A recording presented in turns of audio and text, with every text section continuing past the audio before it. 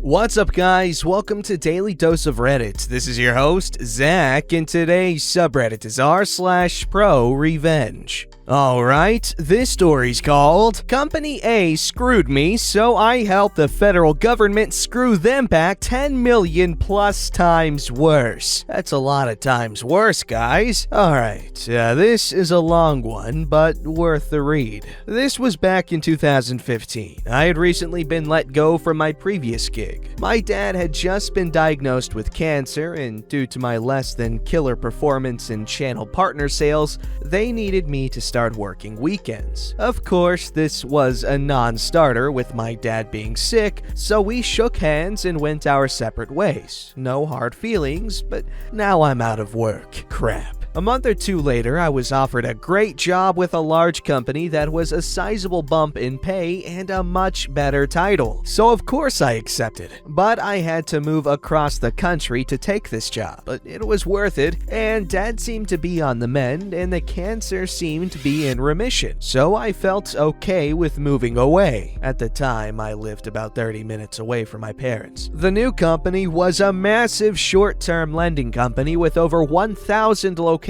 across the US and was the leader in payday loans, title loans, etc. I didn't love the idea of working for one of these types of companies, but I figured people make poor financial decisions all the time and no one is forcing them to take the loan, and they likely understand what they are getting into. Important note. My job at Company A was basically to line up partnerships to help drive referrals to us from people looking for loans, but didn't qualify for a real bank loan, etc. I quickly ramped up the monthly revenue to around $1 million plus a month in just a few months being there. Everyone was nice, seemed like a good gig, except for one ex-army a-hole who I'll call Sergeant A-hole, who would make snarky comments about everyone, watch the clock and report you to HR if you came in at 9:05 a.m. instead of 9 a.m., leaving at 4:45 p.m. and not 5 p.m., etc. You get the picture. Part of my job was to audit the third-party applications to verify the loans that occurred and the loan balance and amount to calculate the referral commission for the affiliates. Basic due diligence. But I had to look at the contract for the loan they signed and the accompanying terms and conditions, and that's when I started seeing red flags left and right. People on welfare or social security taking loans against their car title with payment terms they would never be able to pay back, old ladies taking out a personal loan against their social security payments to help pay for their grandkids' school books, etc.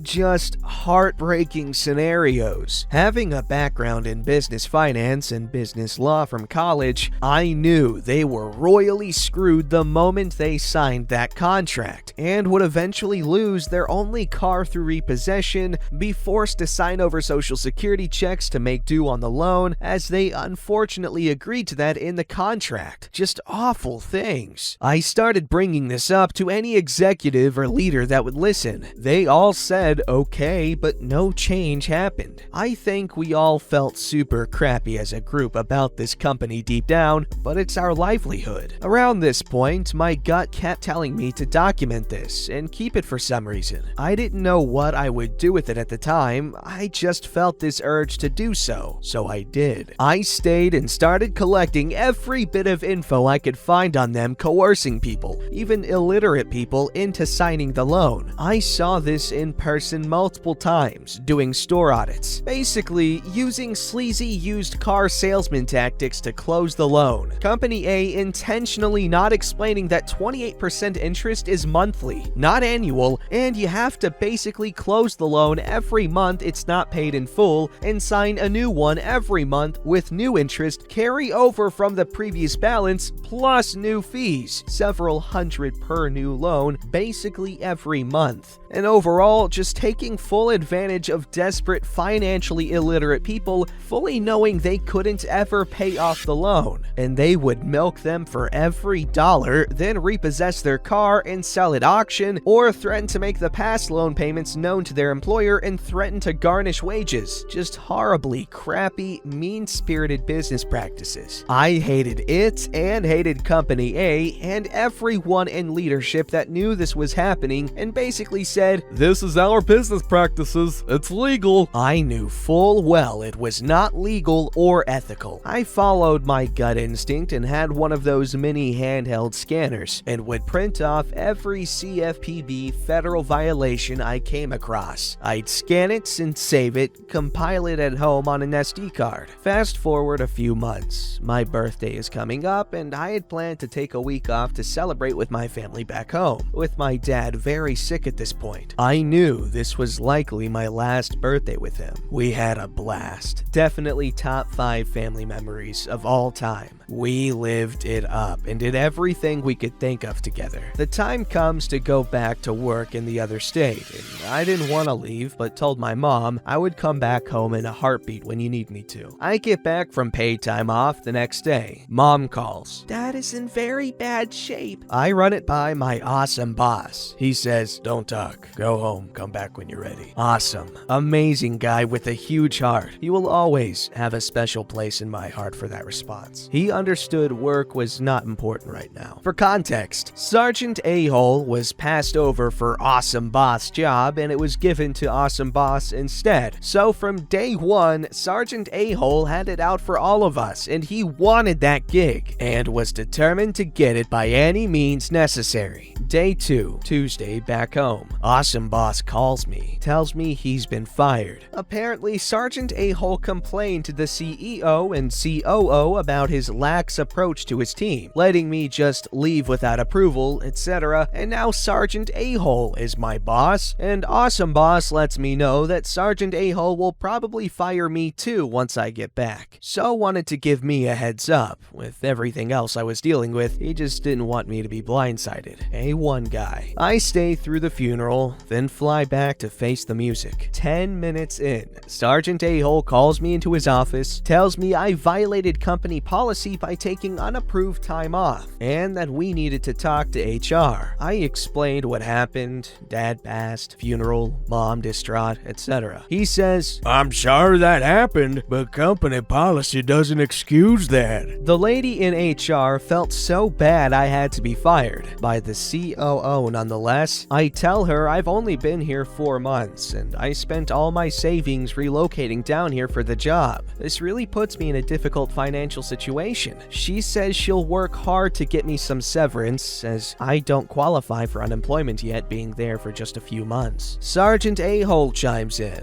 "Well, you wouldn't qualify anyways. You're being fired for non-compliance and excessive absences." Okay, what the dude? HR calls me on the phone the next day saying Sergeant A-Hole contacted the COO to make sure I didn't get any severance. So now I'm broke, 5 months into a 12-month lease with no money and no job. I'm up Dookie Creek without a paddle and without my go-to guy, my dad, in the situation. I had to sell most of my stuff, pack up, and move home to live with my mom. Now comes the righteous revenge. I tried to be civil, but the new boss and the executive team played dirty. The time of reckoning is now. I remembered my database of incriminating practices that violated CFPB guidelines, call up Awesome Boss to get his feedback and advice, and he wants to help. Now we have a team. We spent the next several weeks building a massive file to submit to the Consumer Financial Protection Bureau for unfair and predatory lending practices by Company A, which we were somewhat complicit in, but both voiced our concerns, but we needed to make this right. We knew we had been a part of this monster, and it's the least we should do to correct it. I gave everything I had to my awesome boss, now teammate, and we provided the CFPB everything I had seen in brick-and-mortar locations, all the incriminating documents I had, and gave 2 detailed written statements of our concerns about Company A to the CFPB for their investigation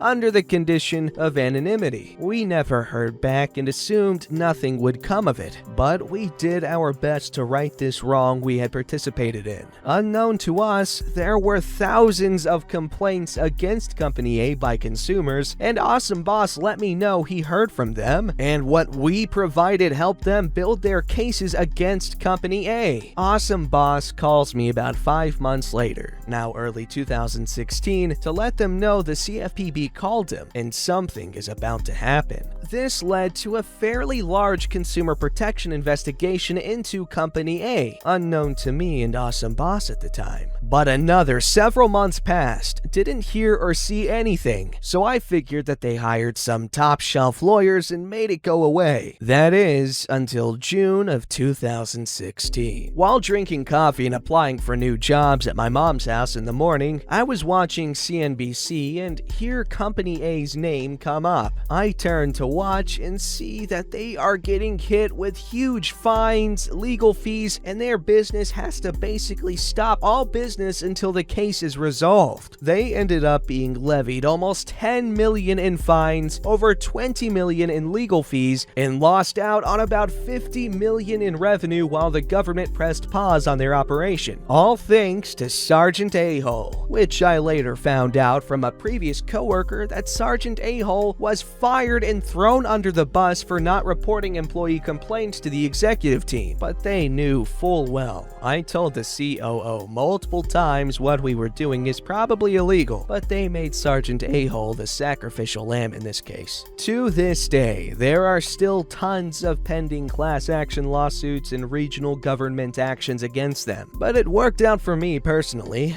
Mom was so glad I was back home. She was having such a hard time without Dad around. They were married for 35 years. I took my downtime to learn a new career that pays much better, and I love my new career and post-Company A life, and it felt good to watch that cesspool of a company get their comeuppance on behalf of everyone they lied to, stole from, and screwed over. As Grandma always said, some turds sink and some float to the top. In the end, they all get flushed. I was very happy to see this floating turd get flushed. Enigmatic Pineapple Horse 511, have nothing to do with the fruitless deeds of darkness, but rather expose them. And expose I did. Wow, they get a bunch of upvotes and awards when they expose, but when I do it, I get tagged with the indecent exposure charge. Bullcrap, I say, bullcrap. That was just a joke. We don't condone hanging brain, a daily dose of Reddit, okay? But anyway, this was a really cool story. I love whistleblower tales. For instance, Outlast Whistleblower?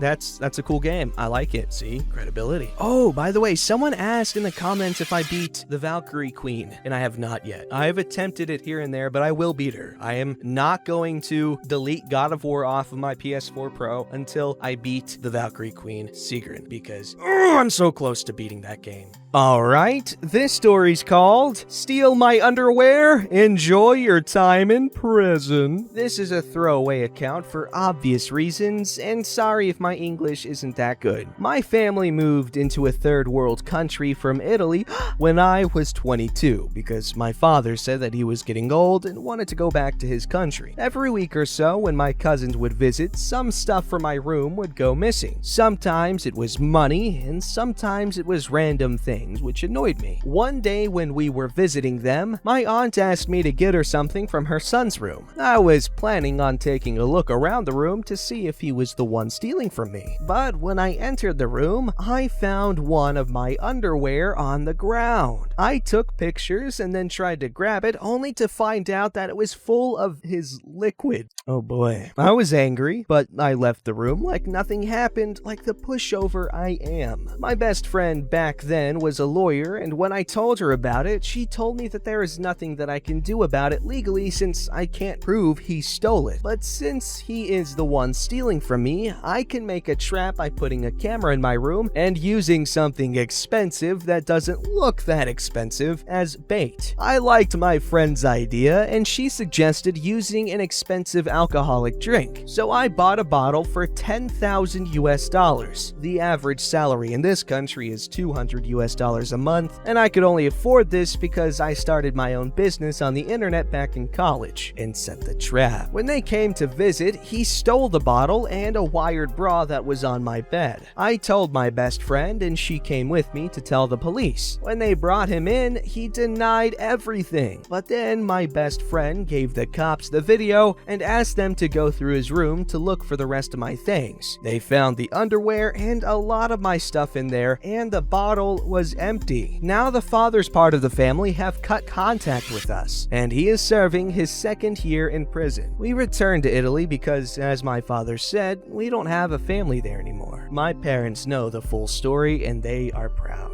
Badass! Freaking yeah, don't do creepy crap like that, especially if they're your cousins. That should be a no-brainer. Don't forget to like, subscribe, and hit that bell to never miss an episode.